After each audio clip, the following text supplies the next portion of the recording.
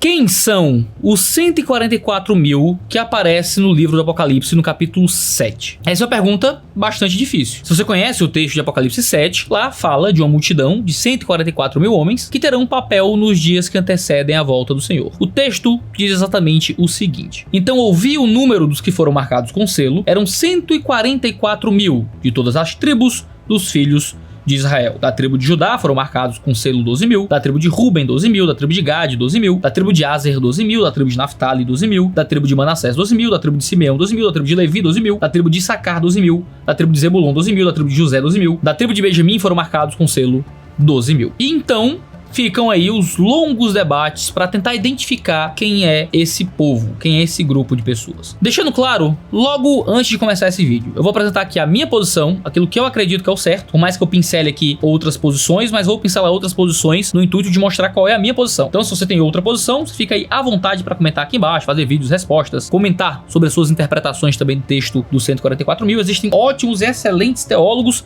que têm outras posições, você também pode ouvi-los se você quiser. Aqui eu quero apresentar a minha posição, que eu acho que minha posição é uma posição muito mal defendida no YouTube. Tem pouca gente falando disso. Eu quero poder apresentar o ponto da perspectiva que eu concordo. Beleza? Então não vem me xingar aí depois, porque o Iago tá dizendo que o Iago tá pregando aquilo que ele acredita. Olha que coisa terrível. Não vem com essa pra cima de mim não, certo? O texto fala explicitamente que esses homens foram homens marcados por selo, que o número deles era 144 mil e que eles eram de todas as tribos dos filhos de Israel. E então ele escreve aqui 12 tribos, porque são 12 mil de 12 tribos, dá 144 mil. Essa é a leitura primária aqui do texto. Quem são os 144 mil? São 12 mil judeus de cada uma das 12 tribos de Israel. Esse grupo aparece novamente em Apocalipse 14 e diz assim o texto: olhei, e eis que o Cordeiro estava em pé sobre o monte Sião.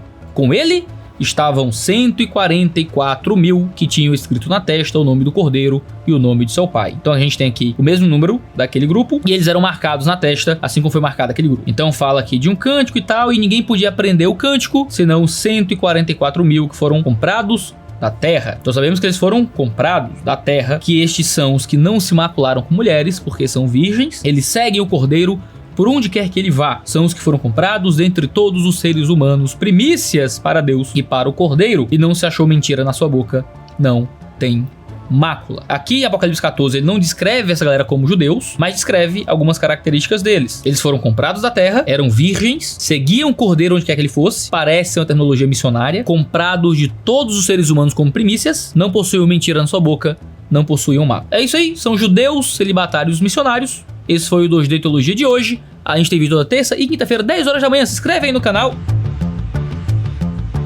Não, calma aí.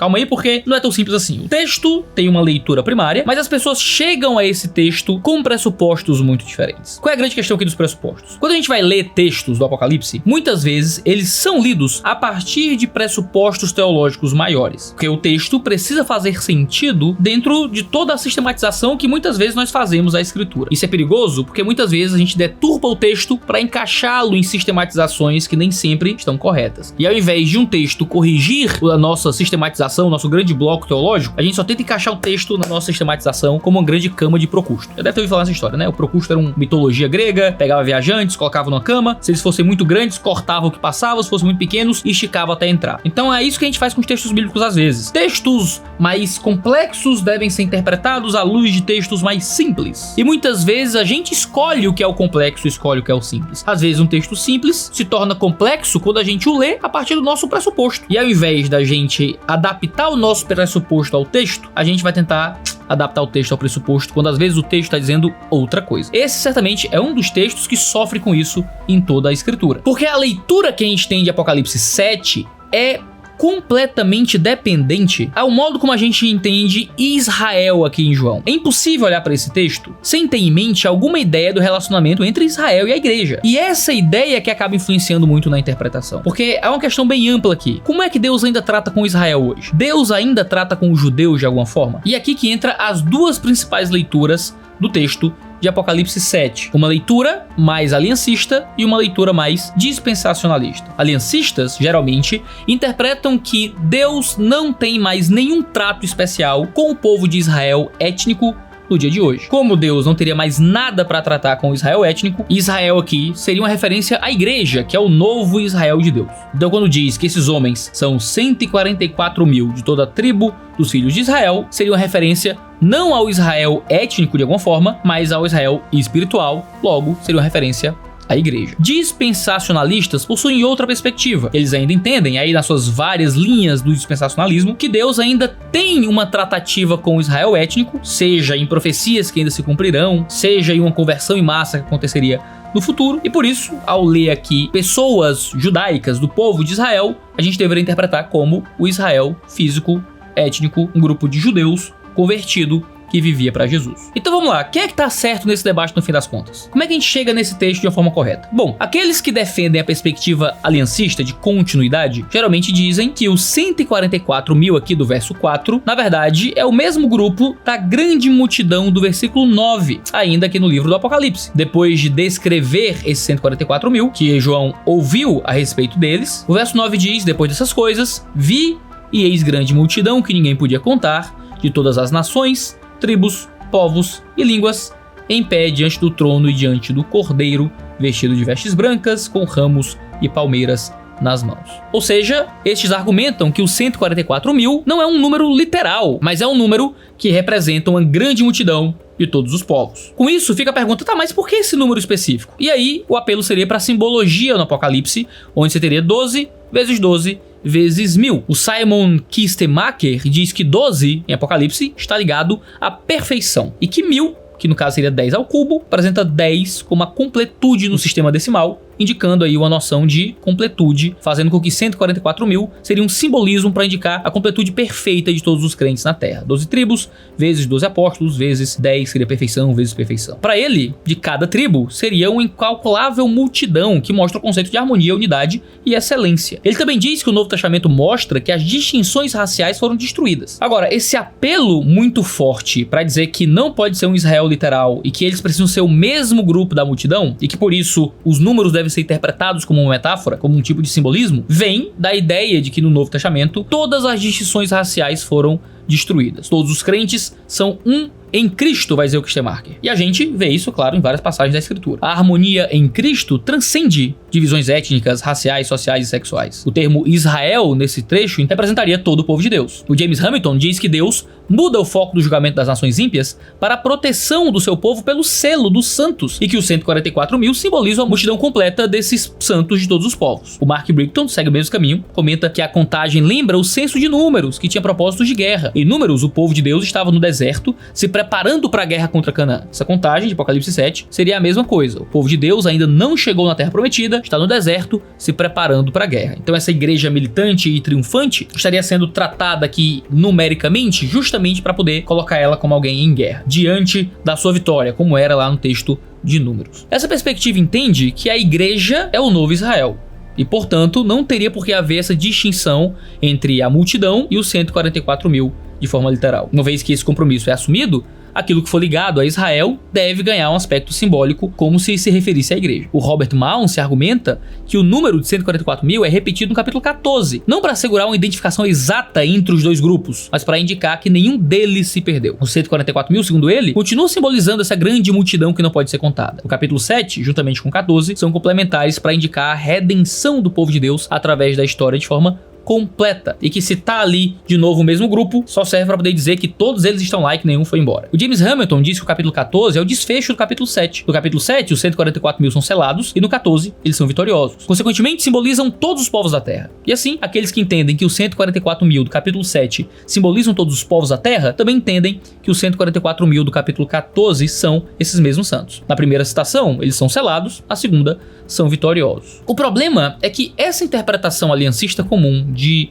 Apocalipse 7 e 14 cai em muitos desafios mesmo. Porque isso parece ir contra a leitura natural da passagem. A leitura natural da passagem é uma leitura que cita judeus, que cita tribos judaicas, especificamente, e que vem, veja, criando um tipo de contraste entre um outro grupo, que é um grupo agora de todo povo, tribo, língua e nação. Como é que a gente vence uma leitura tão natural de que eu tenho aqui 12 tribos judaicas e então agora a multidão de todos os povos? Isso não parece representar bem o que está sendo lido ali. Não parece que os 144 mil é uma referência ao mesmo grupo do verso 9 com gente de toda nação, tribo, povo e língua. Porque toda nação, tribo, povo e língua não é o que parece ser 12 tribos de Israel. O Clint Archer oferece 5 razões de por que entender os 144 mil como 12 mil homens celibatários de cada tribo de Israel. E ele faz um contraponto muito interessante sobre essas leituras apocalípticas mais aliancistas. Primeiro, João se delongou na sua descrição do capítulo 7. João gastou mais tinta do que seria preciso para nomear cada tribo, justamente para evitar qualquer interpretação alternativa. Ele citou cada uma por nome. Então veja, de que outra forma João poderia descrever o povo de Israel? Que outra terminologia ele poderia usar? Que outra forma ele poderia escrever se ele quisesse falar de cada uma das tribos de Israel? Não tem como. Ele escreveu o nome de cada tribo de Israel, falou que eram os filhos do povo de Israel, deu aí o nome de cada tribo, uma por uma. Se João quisesse se referir ao povo de Israel, de que outra forma ele poderia fazer isso? Se descrevendo de forma tão detalhada, ainda assim você pode achar que ele não está falando de Israel. Não existe outra forma possível de João escrever isso aqui e dizer que está falando do povo de Israel. Em segundo lugar, João parece estar falando de um subgrupo dentre todos os crentes. João chama esse grupo de remidos da humanidade como suas primícias, uma designação que indica um grupo menor dentre um grupo maior, porque são as primícias. Veja, são uns primeiros frutos de um outro grupo. Logo, as primícias de um grupo não podem representar o grupo inteiro, o que faz com que a ideia de ser selado não signifique necessariamente o selo de todos os cristãos, como se fosse o selo do Espírito ou uma coisa assim. Todos nós somos selados pelo Espírito Santo, mas a linguagem de selo aqui em Apocalipse é diferente. E há um subgrupo dos crentes que é selado na testa e que é trazido até Deus. O argumento que iguala os grupos do verso 4 e do verso 9 é muito estranho. É como se eu dissesse, nós separamos todos os membros da nossa igreja para estar no time, porque todos os membros da nossa igreja são membros da igreja. Ele cita, separei aqui esse grupo de 144 mil e quando eu olhei eu vi também um grupo maior, com todos os povos, tribos, língua, nação, e eu tenho 144 mil que foi retirado desse grupo. Todos os crentes da terra representa um grupo incontável do verso 9. João nem conseguiu contar o grupo. O texto diz que João não pôde contar o grupo, porque ele deveria ser muito maior que os 144 mil. Ele nem categorizou esse segundo grupo. Ele nomeia cada tribo, mas depois diz que todas as línguas, todas as tribos, todas as nações, porque são todos os crentes. Então em um grupo você tem um número específico, no outro grupo uma multidão que ninguém podia contar. Como é que a multidão que ninguém pode contar é igual ao grupo que foi contado? Isso deixa claro que não dá para tratar os grupos como equivalentes. Uma multidão de todo povo, tribo, língua e nação não pode ser contada, enquanto ele acabou de citar uma multidão que acabou de ser contada. Eram 144 mil. Em terceiro lugar, o capítulo 14 descreve esses homens como celibatários, não como todos os remidos. Apocalipse 14 volta a falar dos 144 mil. O texto nos mostra que é uma relação íntima desses 144 mil com Jesus, sendo celibatários, seguindo o Cordeiro onde quer que ele fosse, o que é muito coerente com 1 Coríntios 7, onde fala que aqueles que não são casados podem se dedicar mais intensamente ao serviço missionário e à pregação do evangelho. Então esses homens não são casados, são virgens, e por isso podem seguir Jesus onde quer que forem. Paulo vai dizer algo muito parecido, ao dizer que quando nós não casamos, nós não estamos divididos e podemos nos dedicar inteiramente às coisas do Senhor. Há um elemento missionário aqui. Ele também distingue que esses homens celibatários nunca tocaram em mulheres, que eles eram homens virgens. E você vai ter que interpretar isso de forma também alegórica para poder acreditar que isso é referência à igreja e não a referência a pessoas que eram literalmente celibatárias e por isso eram dedicadas ao serviço missionário, seguindo ao Cordeiro onde quer que ele fosse, de um modo especial. Ele distingue esses homens das mulheres até. Portanto, não podiam ser um grupo total de redimidos. Em quarto lugar, todos os remidos são selados pelo Espírito Santo, mas esses 144 mil são selados na testa de modo especial. Esse selo recebido na testa significa uma distinção particular que indica uma comissão específica. É como uma cerimônia de graduação. Pensa no seguinte, todo mundo ali está vestido, mas só alguns estão vestidos de beca, para indicar que eles são diferentes dos demais. A gente tem um grupo que tem um selo diferente, um selo que é dado na testa, que não é o mesmo selo do Espírito, que eles também devem ter, e todos nós temos, mas é um selo que os marca como um grupo que é levado até Deus por terem um tipo de dedicação e ministério especial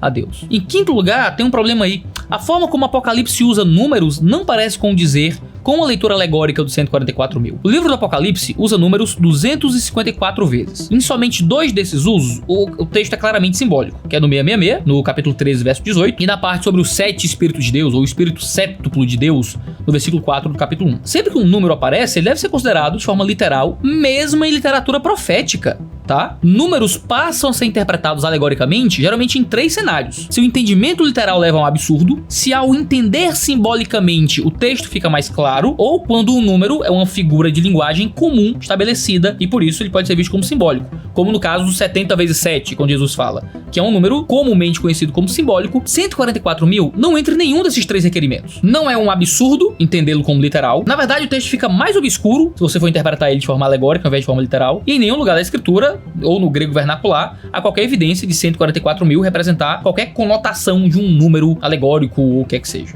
Mais um argumento para dizer que o 144 mil é um número literal é que no trecho seguinte, João fala de uma incontável multidão, que é o verso 9. Ora, se se trata da mesma multidão, por que a multidão que João ouviu se tratar de 144 mil agora é incontável? Por mais que 144 mil seja um número enorme, ele é contável. A incontável multidão fala de povos de todas as nações, tribos e línguas. Assim, por que João primeiro fala de judeus incontáveis com 12 tribos, para depois falar de todos os povos, tribos e línguas que não podem ser contados? Se não fosse para fazer uma distinção entre esses dois grupos. O ponto fundamental aqui é que os que entendem que os 144 mil não são literais, precisam achar uma forma de dizer que 144 mil é um número simbólico, e é realmente mais natural formular uma teoria sobre perfeição do número 12 e da completude do número 10 do que achar algo envolvendo o próprio número 144 mil. O intérprete tem que decompor o número para poder achar uma alegoria para poder ajudá-lo aqui. Pressupor que um número não pode significar o que ele realmente significa para manter o teu sistema teológico resguardado é uma coisa muito problemática. Mas, Iago, como é que lê esse texto aqueles que têm uma posição diferente, que acreditam que ainda existe um tipo de trato de Deus com Israel, e que por isso aqui ele está falando de judeus e não de todo o povo cristão ao se referir a 144 mil. Ao mencionar especificamente 144 mil, ele mostra que esse é um grupo particular e distinto. Um grupo composto por judeus, sim, de cada uma das tribos mencionadas, sim, mas não simplesmente por fazerem parte da nação de Israel. Isto é, o elemento étnico existe, mas não é o principal elemento. O elemento principal aqui é que eles pertencem ao Cordeiro, são selados ao Cordeiro, creem no Senhor Jesus Cristo. Uma vez que Jesus veio cumprir aquilo que Israel não cumpriu, ele transcende as categorias étnicas, mas ele não despreza as categorias étnicas. Assim, existe um elemento mais fundamental, que é não simplesmente fazer parte da nação de Israel, mas estar unido com Cristo. Esses são os judeus que foram selados com a marca do Cordeiro para serem suas testemunhas. Bom, essa é a perspectiva dispensacionalista. Nessa perspectiva, há o entendimento que há ainda uma distinção entre Israel e a igreja, uma distinção que ainda é física. Com base nas alianças abraâmica, davídica e na nova aliança, os proponentes dessa vertente de maior descontinuidade entendem que há essa distinção. O John MacArthur Jr., por exemplo, é um dos grandes nomes do dispensacionalismo, e ele escreve o seguinte: ele diz que o termo Israel deve ser interpretado de acordo com o seu uso normal no Antigo e Novo Testamento como uma referência aos descendentes físicos de Abraão, Isaac e Jacó. Ou seja, o MacArthur entende que durante toda a Bíblia o termo Israel sempre se refere aos judeus. Sendo assim, não seria diferente aqui no caso. Assim, não haveria motivo de não interpretar os 144 mil e os 12 mil de cada tribo de forma literal, ou seja, literalmente 12 mil judeus, tomado cada um das 12 tribos, formando assim 144. Esses 12 mil de cada tribo são selados pelo próprio Deus, ainda que o registro das tribos tenha se perdido depois que os romanos saquearam Jerusalém no ano 70 d.C. Mas não é absurdo considerar isso, nem apelar para carta coringa da soberania de Deus, dizer que Deus sabe quem é o tribo de quem, porque o próprio Deus sempre manteve uma descendência fiel, e ele mesmo garantiu por gerações e gerações que a semente de Eva viesse a culminar em Jesus, mesmo em meio a tanta idolatria e afastamento do povo. Se Deus manteve a descendência da semente prometida, não é absurdo algum entender que ele sabe a que tribo pertence cada judeu. Então dizer que, mas aí não pode ser literal porque a gente não sabe mais qual judeu é de qual tribo, parabéns, Deus sabe. E quem vai separar eles é o próprio Deus, não são eles que vão ter que separar. Ei, quem foi de Benjamim vem pra cá, quem foi de Judá vem pra cá. Não, é Deus quem vai separar. Então Deus sabe quem é de qual tribo. Isso não depende dos judeus saberem qual é a tribo deles. E a miscigenação dos judeus também não importa nesse fato, porque os judeus continuavam membros de suas tribos, mesmo miscigenados, porque a participação nas tribos vinha também ali por casamento. As esposas entravam na tribo dos maridos também. Então, miscigenação e desconhecimento sobre as tribos não impede que no futuro Deus separe os judeus baseado também em suas tribos. Outro argumento nessa linha é que não haveria motivo para a nomeação de cada tribo se não fosse para ser de fato cada tribo. Ou seja, se fosse para interpretarmos de forma simbólica, não haveria motivo para a descrição de cada uma das tribos de Israel. E aqui entra mais uma questão, porque as tribos citadas aqui apresentam peculiaridades. Ruben é o primogênito, mas é Judá que é citado primeiro. Aqui não é preciso fazer muita conjectura do porquê disso, afinal é de Judá que veio a pessoa de Jesus. Além disso, Jacó teria tirado de Ruben o seu direito de primogenitura, quando ele disse: impetuoso como a água, você não será mais excelente, porque subiu ao leito do seu pai e o profanou, você profanou a minha cama, em Gênesis 49:4. Além disso, sobre Simeão e Levi, ele diz que a minha alma não entre no conselho deles, que a minha glória não participe do seu agrupamento, porque no seu furor mataram homens, e na sua vontade perversa mutilaram touros, em Gênesis 49:6. Mas sobre Judá, ele diz: o cetro não se afastará de Judá, nem o bastão sairá de entre os seus pés, até que venha Siló, e a ele obedecerão os povos, em Gênesis 49. Portanto, Judá ser citado em primeiro aqui relembra tanto as bênçãos de Jacó, como também mostra de que tribo Cristo veio, e por isso destaque. Outra questão é a ausência da tribo de Dan. Sobre isso, a gente pode pensar que é pelo fato dessa tribo estar associada à idolatria em Deuteronômio, em Juízes e em Amós. E não obstante, Dan terá sua parte nas bênçãos do milênio ainda em Ezequiel 48. Dan foi excluída da lista por causa de todo o contexto idólatra dos últimos tempos, mas continua recebendo sua porção no milênio e nos novos céus e na nova terra por causa da promessa de Deus. Efraim teria sido omitido também aqui em favor do seu pai José, porque Efraim teria se afastado de Judá em Isaías 7 e também foi consumida em idolatria, como diz Oséias capítulo 4. O seu irmão Manassés foi incluído por causa de sua fidelidade a José. E isso não é estranho, porque quando a gente olha para o Antigo Testamento, as listas das tribos são muitas vezes diferentes mesmo. Quando você olha aqui para a lista das tribos, vai do verso 5 aqui até o versículo 8, você tem uma lista bem interessante. Se eu me lembro direito, não tem nenhuma lista de tribo que seja igual a outra no Antigo Testamento. Se tiver, são poucas. Porque as listas podiam ser apresentadas em ordem de nascimento,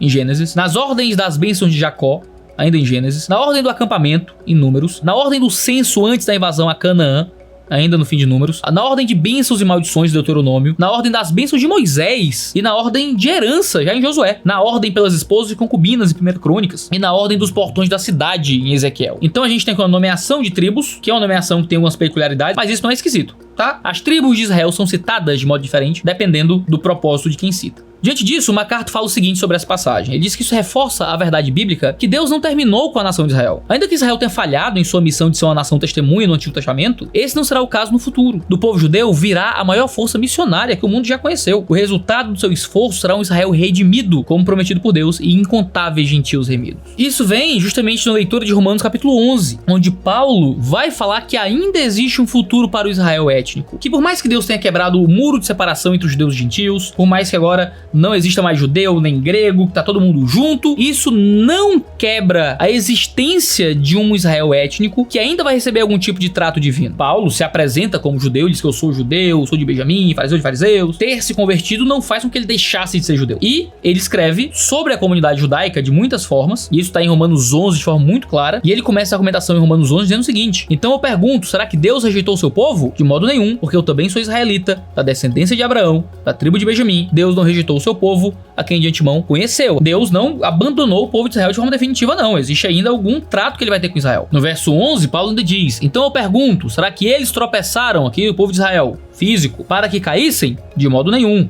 Mas, pela transgressão deles, a salvação chegou aos gentios, para fazer com que os judeus ficassem com ciúmes. Ora, se a transgressão deles resultou em riqueza para o mundo, e a diminuição deles resultou em riqueza para os gentios, quanto mais a plenitude deles. Então olha o que Paulo está dizendo aqui. O povo de Israel tropeçou, negando o Messias. Isso foi para que eles ficassem caídos e prostrados? Não. Foi para que a salvação chegasse aos gentios, para fazer os judeus ficarem com ciúmes. Ora, se Deus está fazendo ciúmes ao povo judeu através dos gentios, isso significa que Deus ainda tem alguma intenção com os judeus. Aí ele vai dizer no verso 12, se a transgressão do povo judeu trouxe riqueza para o mundo, ao rejeitarem o Messias, os gentios foram incluídos na aliança, quanto mais a plenitude deles. Então a plenitude desses judeus trará um bem ainda maior para o mundo. Ou seja, haverá uma plenitude do povo judeu ainda. Essa plenitude, obviamente, virá por aceitar Jesus. Antes rejeitaram Jesus, então caíram. Então, para serem colocados em plenitude, precisam reconhecer Jesus Cristo. Por isso que a partir do verso 13 ele diz, falando aos gentios: dirige-me a vocês que são gentios, visto que eu sou apóstolo dos gentios, glorifico o meu ministério, para ver se de algum modo posso fazer com que os do meu povo fiquem com ciúmes e alguns deles se salvem. Então, fazer ciúmes aqui fala de tentar trazer salvação. Então, ao trazer os gentios à fé, Deus faz com que os judeus fiquem com ciúmes, como trazendo salvação. E essa salvação vai se dar através de uma plenitude, que ainda acontecerá. Verso 15, porque se o fato deles terem sido rejeitados trouxe reconciliação ao mundo, o que será o seu restabelecimento, se não vida entre os mortos? Então haverá um reestabelecimento ligado aqui ao povo judeu. E aqui, Israel físico, não Israel espiritual. Porque então, depois de falar mais algumas coisas, ele vai no verso 25 e diz: porque não quero, irmãos, que vocês ignorem esse mistério, para que não fiquem pensando que são sábios. Veio um endurecimento em parte a Israel. Aqui ele tá falando de Israel e gentios, então que é o Israel físico, carnal, Israel étnico. Veio um endurecimento em parte a Israel, até que tenha entrado a plenitude dos gentios, até que então viesse a fé os gentios de forma completa, e assim todo Israel será salvo. Como está escrito, o libertador virá de Sião e afastará de Jacó as impiedades. Essa é minha aliança com eles quando eu tirar os seus pecados. Ou seja, haverá em algum momento, quando chegar a plenitude de gentios, ou seja, quando os gentios forem salvos de forma completa, em que haverá em Israel uma restauração e haverá salvação em Israel, nesse Israel étnico, através de aceitar o nome de Cristo Jesus como Senhor deles. Então veja, Paulo está deixando claro que o Israel que foi rejeitado, ele ainda vai receber um trato da parte de Deus no futuro. O Israel étnico, ainda que hoje nós encontremos salvação da mesma forma e sempre vamos encontrar salvação em Cristo Jesus, essa salvação em Cristo Jesus que nós como gentios encontramos e que judeus devem encontrar também na pregação do evangelho, é uma salvação que vai chegar aos judeus em um tempo escatológico futuro, que vai trazer uma conversão em massa de judeus. E que então, a partir do texto de Apocalipse, a gente entende que desses judeus, não sabemos se todos eles são contados assim, ou se é só um grupo desses judeus que se convertem, haverá 144 mil que serão testemunhas de Cristo onde quer que eles forem. O MacArthur comenta que o grupo dos 144 mil do capítulo 7 é o mesmo no capítulo 14. Esse grupo triunfará na grande tribulação, eles não serão vencidos pelo poder de Satanás, eles sobreviverão à perseguição e nada os ferirá, porque eles foram selados. Esses 144 mil judeus são únicos dentre a multidão que se formará e que crerá